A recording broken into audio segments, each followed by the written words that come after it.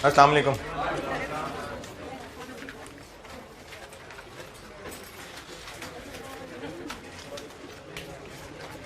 दुरूद शरीफ पढ़ लें।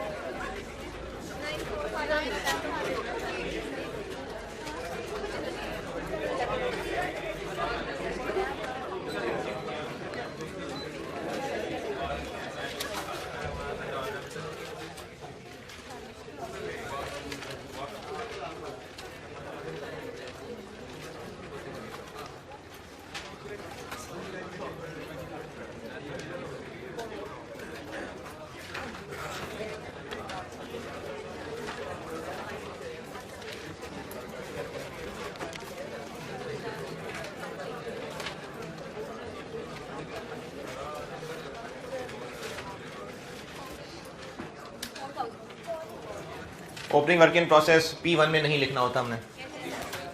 न्यू मटेरियल इस दफ़ा लगा है या पहले लग गया था?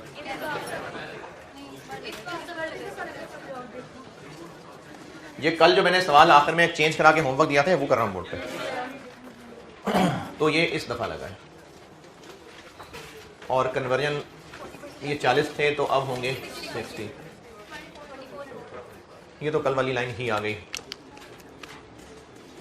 स्टार्टेड एंड कंप्लीटेड ये भी कल वाली ही लाइन है क्योंकि डाटा ही वही रखा मैंने।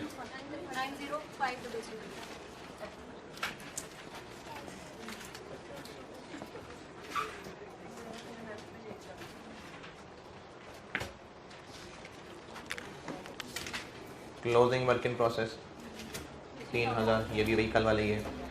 P1 न्यू मटेरियल्स पे लग चुका। कन्वर्जन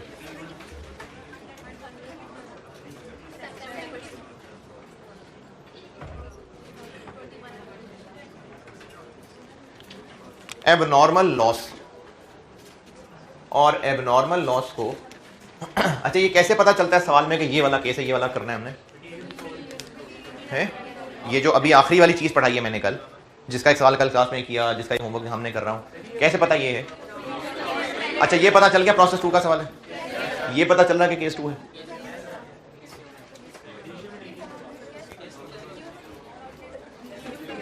न्यू मटेरियल की क्वांटिटी ऐड हो रही है और ये पता चल रहा है कि ये जो कल सीखा था ये वो वाली कहानी है सारी।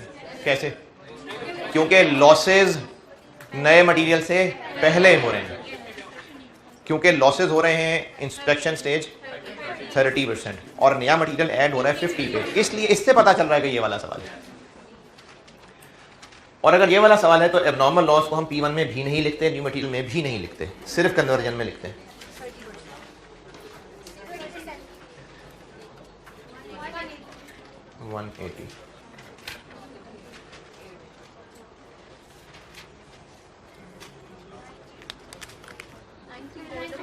नाइन 3,500 9,7,500 9। जिन्होंने भी किया है होमवर्क, जिन्होंने भी यहाँ तक कोई एतराज परेशान है जी, जिन्होंने भी किया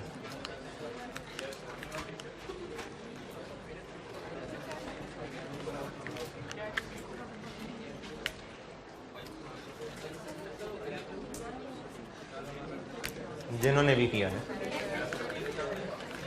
अच्छा जिन्होंने किया है कि इंसानों ने भी किया है?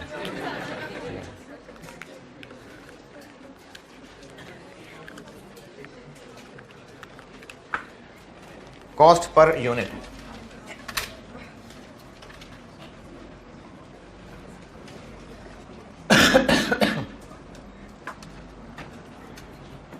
कॉस्ट की एक्स्ट्रा क्लास है आज, इधर रूम 1 में है शायद, और 2:15 तक पहुंच जाऊंगा इंशाल्लाह उस कैंपस से। और ये एक्स्ट्रा वाली है तो ये तो जाएगी यूट्यूब पे, जिससे नहीं आना, ये नहीं, एक्स्ट्रा वाली क्लास। ये मैं ना इधर खड़ा था, इधर ऐसे, और मैंने कहा था रूम 1 में है शायद।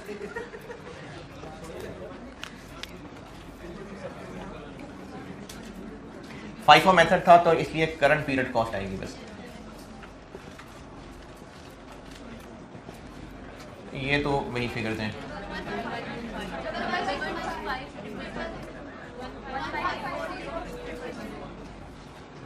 अच्छा, ये फिगर अब चूंकि अब नॉर्मल लॉस भी है तो इसका फार्मूला एक आपको एक अलग बताया था।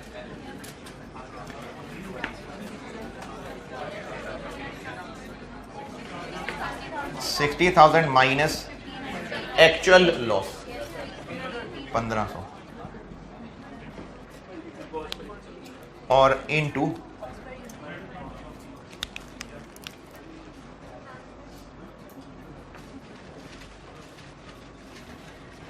18 लाख माइनस 900 इंटू 10 रुपए, 60,000 माइनस 900। अच्छा, ये हुआ ये है, यानी इस फार्मूले में अब चेंज मैंने ये की थी कि ये जो प्रोसेस 1 से दूध आ रहा है, फ्लेवर ऐड होने से पहले हो रहा है ना लॉस, तो ये जो 60,000 किलो दूध आ रहा है और लॉस फ्लेवर ऐड होने से पहले हो रहा है, तो ये सारा का सारा 1500 किलो दूध ही है ना। तो हम अब ऐसा समझेंगे कि ये जो 60,000 किलो, मैं इसकी रीजन बता रहा हूं, ये जो 60,000 किलो 18 लाख रुपए लेके प्रोसेस 1 से आए हैं, हम ऐसे ही समझेंगे जैसे ये 18 लाख रुपए में 60,000 किलो नहीं आए हैं, 59,100 आए हैं। ऐसा करने से क्या होगा कि उस 18 लाख का वजन, वो जो 900 निकल गए, बाकी वो वजन उठा लेंगे। देखें, 60,000 किलो ही आए हैं, तभी यहां 60,000 लिखा है। असल में तो 60,000 ही आए हैं, लेकिन हमारी ये कैलकुलेशन क्या कर रही है कि वो जो 18 लाख रुपए में 60,000 किलो आए हैं और इनमें से 900 किलो नॉर्मल ज़ाया होना ही होना था, तो इस हरकत ने क्या किया, इस 18 लाख का वजन 59,100 ने उठा लिया। ये इसलिए ये काम कर रहे हैं। और है, पहले बचपन में भी यही काम हो रहा होता था, लेकिन असल में ना वो इस तरह नहीं हो रहा होता था। मैंने कभी भी नॉर्मल लॉस नहीं माइनस करवाए थे, क्योंकि हमने वो आउटपुट के तरीके से लिया होता था, तो इसलिए हो यही काम पहले वाला ही रहा है, लेकिन वो इस शक्ल से नहीं होता था। लेकिन हाँ, ये काम शुरू से कर रहे हैं हम, और जिसको वजह समझ नहीं आई, करना तो ऐसे ही है। ये निकलेगा आंसर 30.30।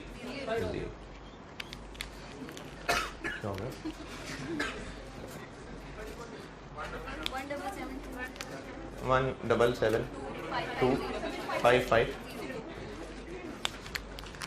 बस ये फर्क पड़ा है सवाल में नॉर्मल लॉस के आने से। इसका denominator 93,500, 97,500, 95,180।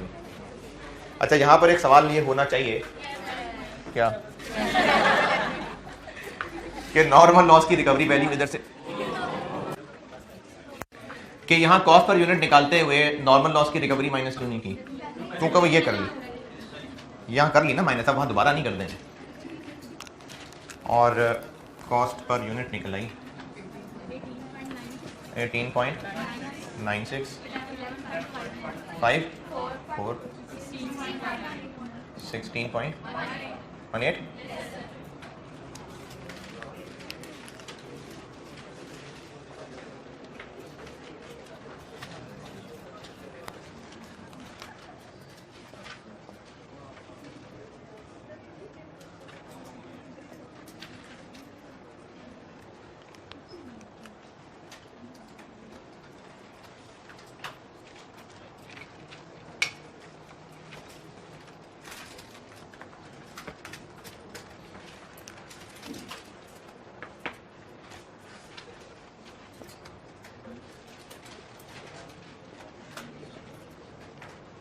Cost of completed units में ओपनिंग वर्क इन प्रोसेस का पहले BD वो बता दें 165, फिर इस पे न्यू मटेरियल लगा 4000 इंटू 11 54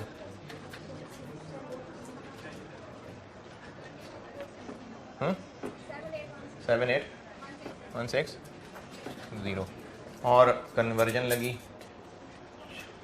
2400 इंटू 1618 3883 ये गलत है 46 ये ठीक है स्टार्टेड एंड कंप्लीटेड 90500 इंटू तीनों 1896 1154 1618 चलें ठीक है कर ही लेंगे आप लोग। और cost of closing work in process P1 3000 into 1896 new material 3000 into 1154 और कन्वर्जन 2100 इंटू 1618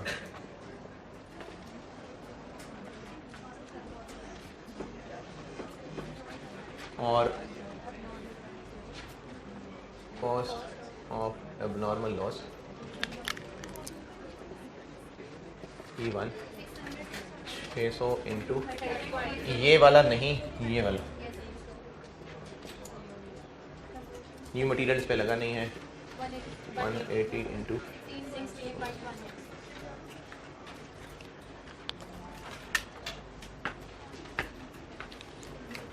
अच्छा यहाँ बाद में ने सवाल पूछा था कि जब हमने इधर ईपी के अंदर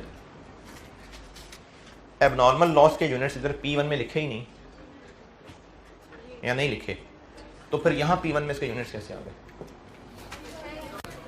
चूंकि है तो 600 किलो दूध जाया हुआ, ये हम चूंकि मिल्क शेक की पर यूनिट कॉस्ट की वर्किंग कर रहे थे तो हमने इस वर्किंग के अंदर उन 600 किलो को नहीं लिखा, क्योंकि ये हम कैलकुलेशन जो भी करने लगे हैं इसका जो आंसर आएगा 18.96 वो हमने इस पे इस्तेमाल करना है और इस पे इस्तेमाल करना है।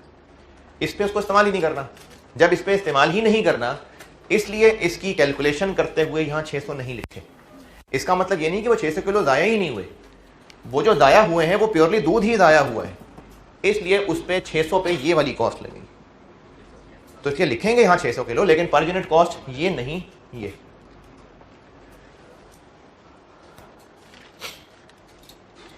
ये प्रोसेस 2 की मेरे ख्याल में ये मैक्सिमम लेवल ही है शायद।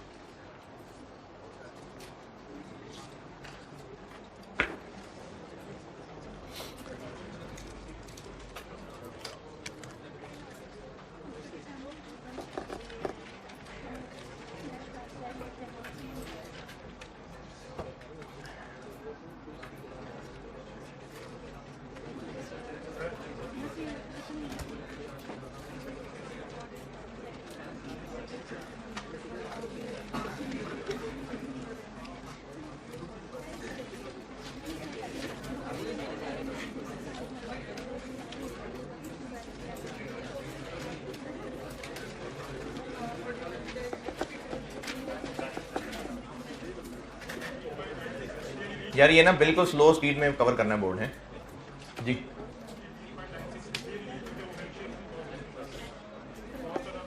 दोबारा बोलें सॉरी। वो मिल्क शेक में दूध की कॉस्ट है, जबकि जब नॉर्मल लॉस है ये सिर्फ दूध है।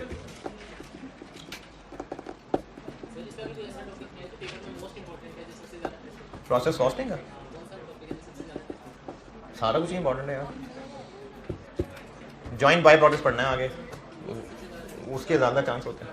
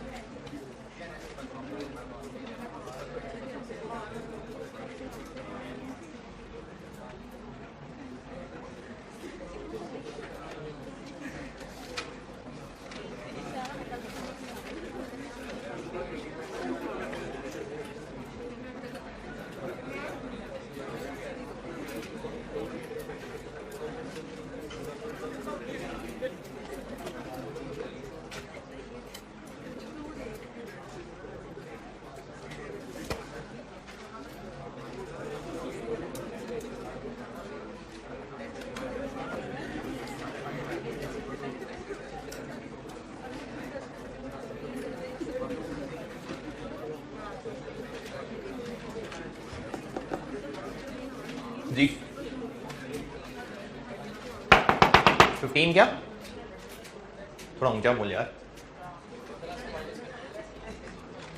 1500 को जो लेस किया है क्या, हाँ यहां पर क्या क्यों नहीं माइनस किया? क्योंकि मैंने आपको फार्मूला बना के दिया ऐसा। मैंने फार्मूले में क्या लिख के दिया था? अरे लॉजिक भी तो यार पिछले 15 मिनट पिछली क्लास में कहानी सुनाई थी सारी। ये जो मैंने आपको कल फार्मूला बना के दिया है, इसी की लॉजिक पे तो पिछली क्लास में 20-15 मिनट बात की थी। हाँ हाँ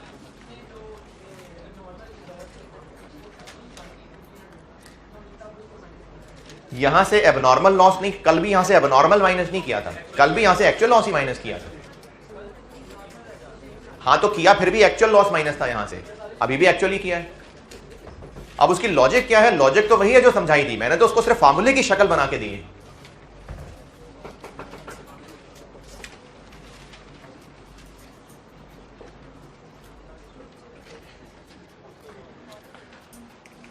हाँ भाई नोटेड जी।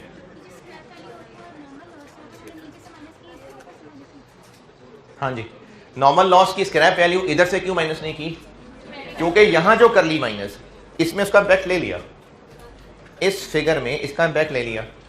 जब इससे मल्टीप्लाई किया तो इसके अंदर नॉर्मल लॉस की रिकवरी माइनस का इफेक्ट ऑलरेडी आ गया हुआ है, इसमें ऑलरेडी वो लेस का इफेक्ट आ गया हुआ है, इसलिए दोबारा माइनस नहीं की।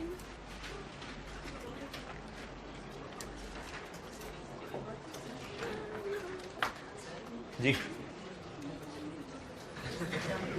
मेरी नहीं पिक्चर कैसी?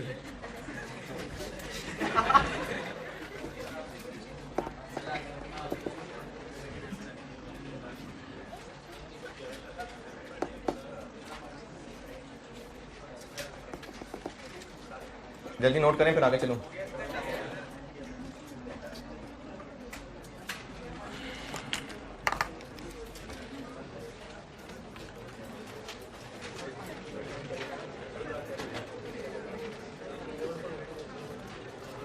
ठीक है नोटेड। चलें यही सवाल दोबारा करना है, जल्दी जल्दी यही सवाल दोबारा करना है। सिर्फ चेंज ये डाल रहा हूं, same data as in previous question, same data as in previous question, same data as in previous question, previous. बस अब चेंज है, कल क्या किया था मैंने चेंज? नॉर्मल लॉस कितना? 900, तो नॉर्मल लॉस 900 तो एब नॉर्मल 600। अब मैं ये चेंज कर रहा हूं कि नॉर्मल लॉस 2000 एक्चुअल 1500 है और एब नॉर्मल गेन 500। जी जी 5 सही, वो सारा किया हुआ है ना, इसलिए जल्दी हो जाएगा। सवाल रिपीट कर रहा हूं, जो परसों वाला डाटा है ना जिसमें चेंज करके ये होमवर्क बनाया था, अब मैं उसी डाटा में चेंज ये कर रहा हूं कि नॉर्मल लॉस 2000 किलो है और एब नॉर्मल गेन 500 किलो है। बात फिर वही उसी 1500 पे ही आ जानी है। हाँ जी वही 10 रुपए स्क्रैप वैल्यू, वही 10 रुपए। 2000 नॉर्मल लॉस कर दिया मैंने अब, और 500 एब नॉर्मल गेन कर दिया, वही 500 है ताकि जल्दी जल्दी कैलकुलेशन हो जाए। मैं मिटा भी नहीं रहा, सामने लिखा ही हुआ है। करें सॉल्व दोबारा। स्क्रैप वैल्यू वही 10 रुपए।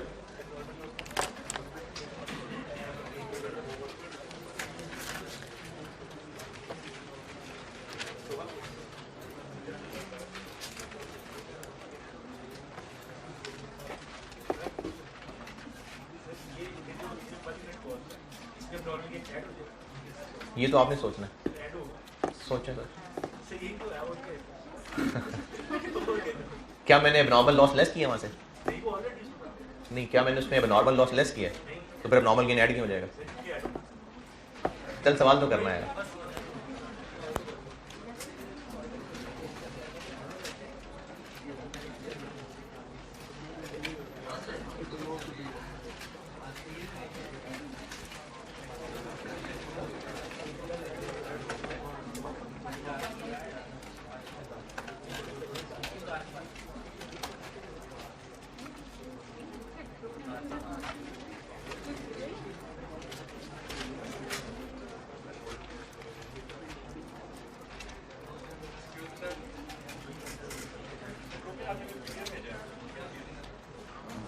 बताता हूँ।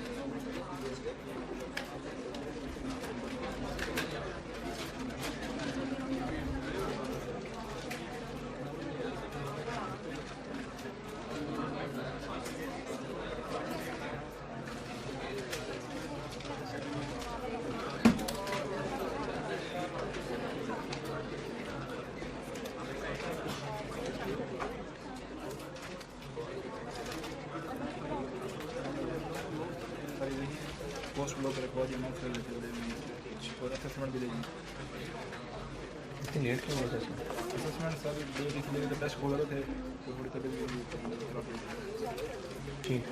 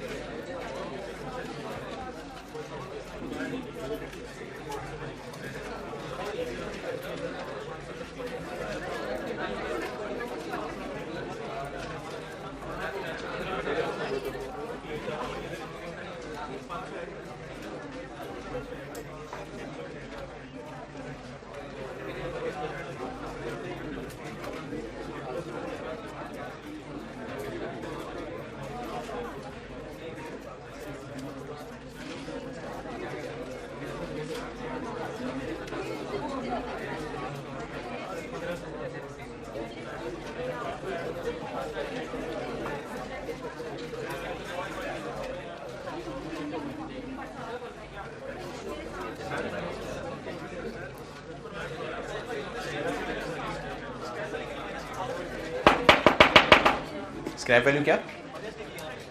इधर ऊपर, इधर नीचे कर तो लिए। ये जो 30.3 निकला, इसमें ये माइनस नहीं होगी भी। इसी 30 को यहाँ यूज़ किया, उसी से ये आंसर निकला है।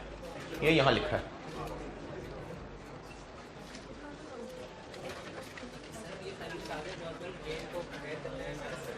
कर लिया सवाल आपने? ईपी में, ईपी में तो लेस ही होता है।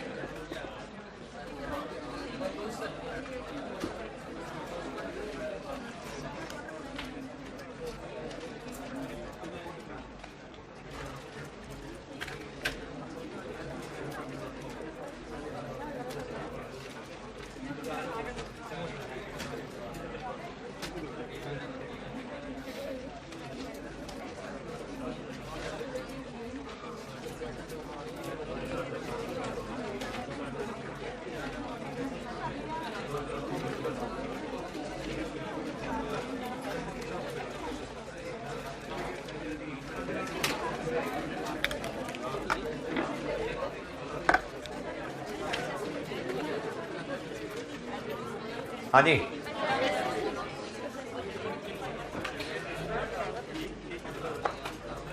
नॉर्मल लॉस 2000 और एबनॉर्मल गेन 500।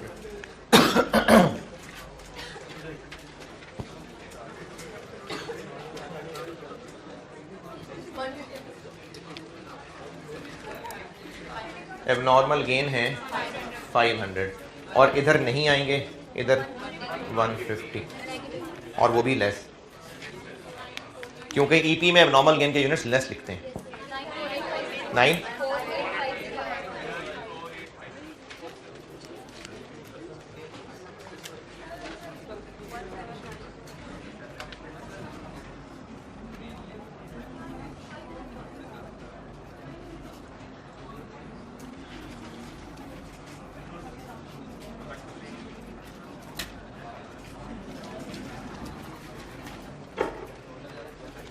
18 लाख माइनस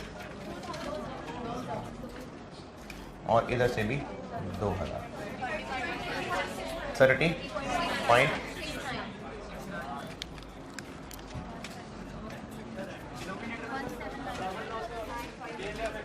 क्या चीज?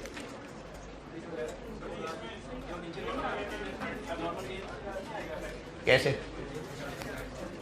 एबनॉर्मल लॉस का फिर कैसे लिया था? पहले जब एबनॉर्मल लॉस था, पहले जब 600 था तो उसका क्या किया था? कभी भी कुछ नहीं।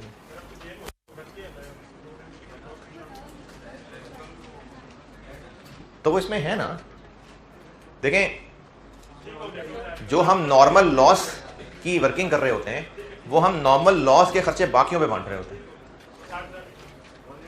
जी, ये आंसर क्या बना? 17। ये जो सामने लिखा है ना, अच्छा यहाँ पर 1500 ही आएगा क्योंकि एक्चुअली लॉस 1500 ही है।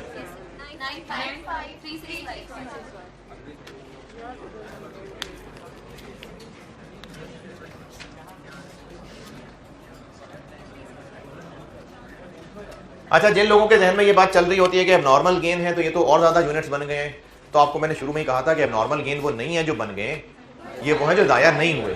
तो इसकी सिर्फ एक एडजस्टमेंट होती है पर यूनिट कॉस्ट को ठीक करने के लिए, बस। किधर स्क्रैप वैल्यू? यहाँ से माइनस करो स्लैब वाली, वो हो गई ना इधर 19.9485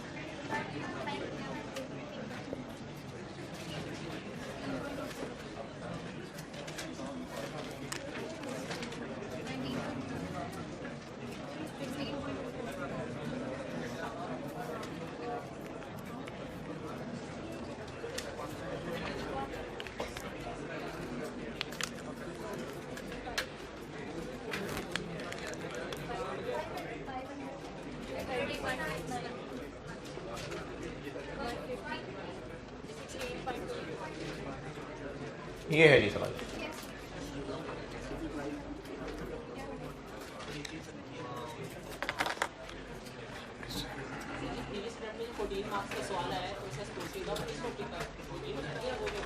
अभी चलते हैं आगे।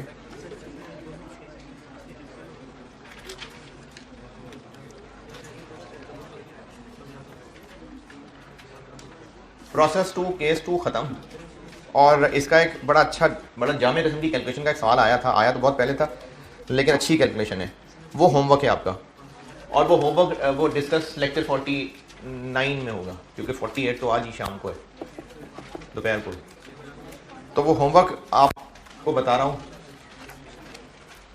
होमवर्क है स्प्रिंग 2010, स्प्रिंग यानी मार्च 2010 अटेम्प्ट का क्वेश्चन नंबर 3। इसका जो आईकैप का सोल्यूशन है वो एक डिफरेंट फॉर्मेट से है, इसलिए थोड़ा सा राउंडिंग ऑफ का फर्क आ रहा है। सही वो भी है, लेकिन एक डिफरेंट तरीके से। मैंने आपको इस तरह 3 कॉलम अलग अलग बताए हुए हैं, वो उस तरह से उन 3 कॉलम्स को अलग नहीं कर रहे होते, एक और फार्मूला लगा रहे होते हैं। बात वही हो रही होती है, एंड रिजल्ट यही निकल रहा होता है, लेकिन थोड़ा सा राउंडिंग ऑफ का फर्क है। इसलिए मैंने अपने फॉर्मेट पे सॉल्व करके आपको दिया है ये जो सोल्यूशन अभी दिया है, और ऑनलाइन वालों के लिए वो सोल्यूशन आपके कोर्स में रखा है। मार्च 2010 क्वेश्चन नंबर 3 काफ़ी बड़ा सवाल था, मेरे ख्याल में सबसे ज़्यादा बड़ा सवाल यही आया आज तक, 22 नंबर का गालिबन। पूरा प्रोसेस 2 भी था, पूरा प्रोसेस 1 भी था।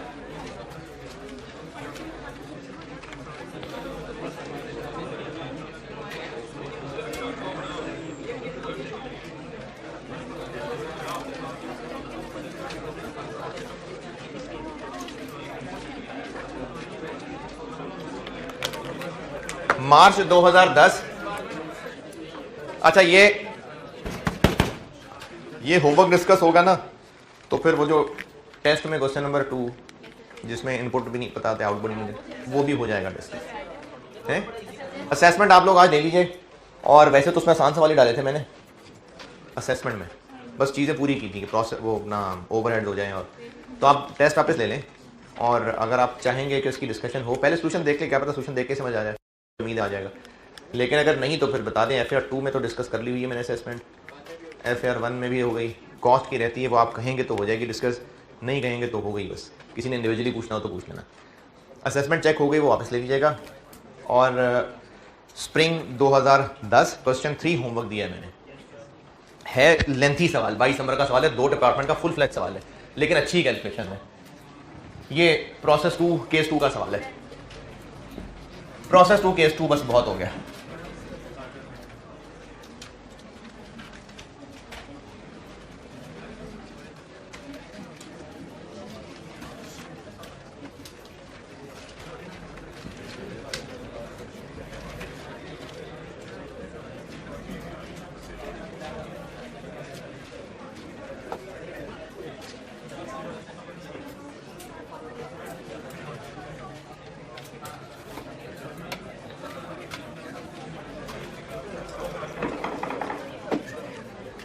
प्रोसेस 2 पढ़ा रहा हूं मैं और उसमें केस 3।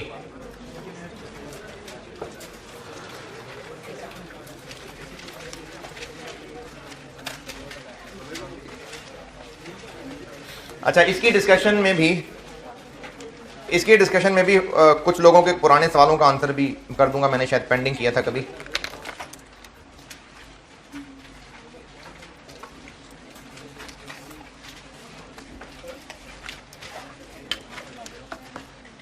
ये पेज जो भी बांटा है ये मिल गया सबको? स्प्रिंग 10 क्वेश्चन 3 का सॉल्यूशन बांटा है अपने फॉर्मेट पे,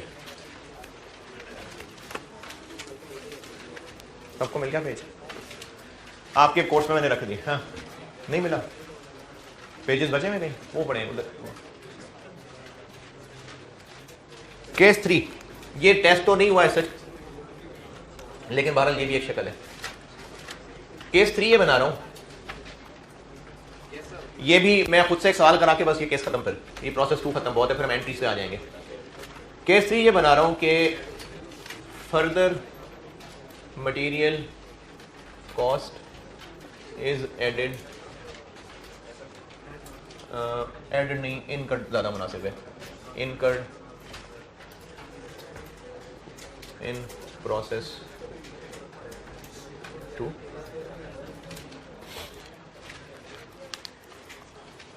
अच्छा, इस क्लास में किसी ने पूछा था कि प्रोसेस 3 का सवाल होता तो क्या होता? क्या बोला है? मैंने कहा कि इस क्लास में कोई बात हुई थी कि अगर प्रोसेस 3 का सवाल होता तो हम P1 कॉलम भी लिखते हैं, P2 कॉलम भी लिखते हैं। अच्छा, किसी बच्चे ने सवाल पूछा था दूसरे सेक्शन में कि ये तो प्रोसेस 2 पढ़ा रहे हैं, तो अगर प्रोसेस 3 का सवाल होता तो वो जो हम EP में P1 न्यू मटेरियल कन्वर्जन का कॉलम बना रहे होते हैं, तो वो P1 P2 उनका भी कॉलम बन जाता। नहीं, P2 तो मैंने इसको वैसे प्रोसेस 2 बोला हुआ है, ये किसी भी सब्सिक्वेंट प्रोसेस का सवाल है। अगर ये प्रोसेस नंबर 36 का सवाल है तो आप EP में कॉलम बना रहे होंगे प्रोसेस 35। यानी पॉइंट यह है कि इसमें इनपुट कहां से हुआ है, इससे पिछले प्रोसेस। तो इसलिए मैंने प्रोसेस 2 तो बस एक मिसाल ली हुई है, ये किसी भी सब्सिक्वेंट प्रोसेस है जो पढ़ा है, तो जो इससे पिछला प्रोसेस था वो प्रोसेस 1 की जगह आ जाएगा। जो प्रीवियस प्रोसेस का नाम है वो लिख देना। जैसे अगर ये प्रोसेस बी का सवाल है तो आप प्रोसेसिंग का नाम लिख देना, वो सवालों में नाम यूज हुए होते हैं process. Further material cost incur तो हो रही है, लेकिन नो क्वांटिटी इज एडेड। अभी केस 2 में क्या था? मजीद क्वांटिटी आ रही थी ना, क्वांटिटी स्केड्यूल में मजीद क्वांटिटी ऐड हो रही थी, अब वो नहीं है।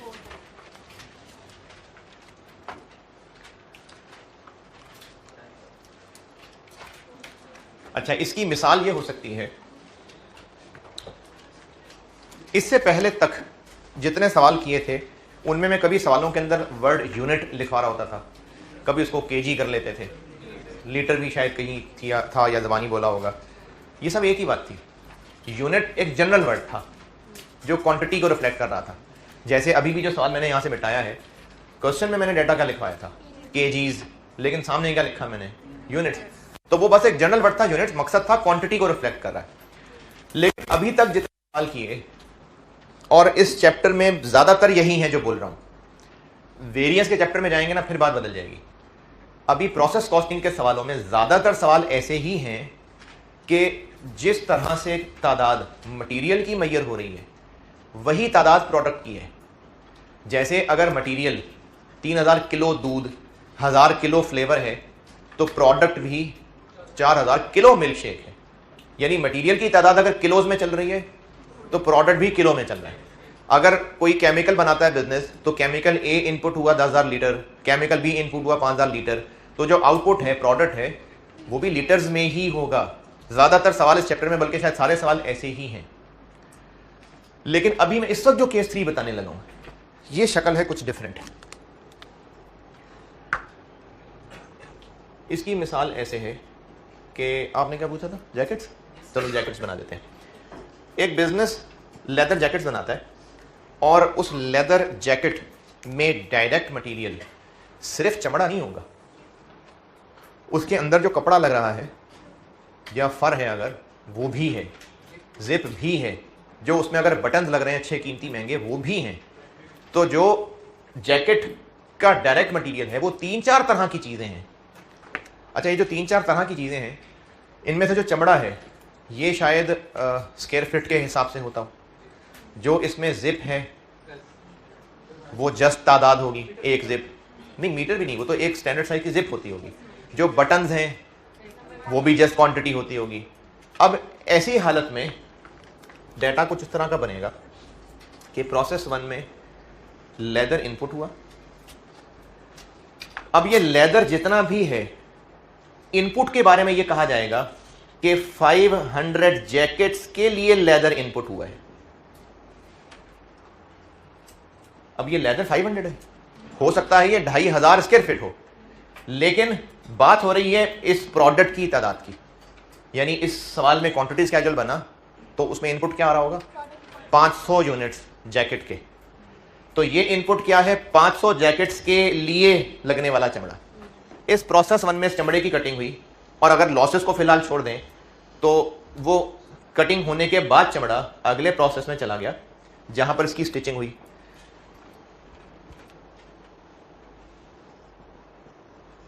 और इस प्रोसेस का आउटपुट क्या हुआ, अगेन 500 जैकेट्स का कटा हुआ चमड़ा। 500 जैकेट्स के लिए जो चमड़ा इन हुआ था उसके पीसेस कटे, अब वो स्टिचिंग के लिए अगले डिपार्टमेंट में जा रहे हैं। क्वांटिटी 500 जैकेट्स का मटेरियल इन हुआ, 500 जैकेट्स के लिए ही कटा हुआ चमड़ा इधर चला गया। अब इस डिपार्टमेंट में इसमें सिलाई हुई और उसके साथ जिप्स भी ऐड हो गई। 50,000 रुपए का चमड़ा इन हुआ था, डायरेक्ट मटेरियल कॉस्ट। फिर यही 50,000 रुपए का चमड़ा यहां हुई कन्वर्जन ऐड 30,000 रुपए की। अब ये 80,000 रुपए के 500 जैकेट्स का कटा पुटा सामान प्रोसेस 2 में आया है। प्रोसेस 2 में इसमें जिप्स ऐड हुई, और वो जिप्स ऐड हुई 10,000 रुपए की। तादाद कितनी बढ़ गई, उतनी ही रही। ये मतलब है मेरा कि अब आप प्रोसेस 2 में देखेंगे तो एक एडिशनल मटेरियल कॉस्ट लगी है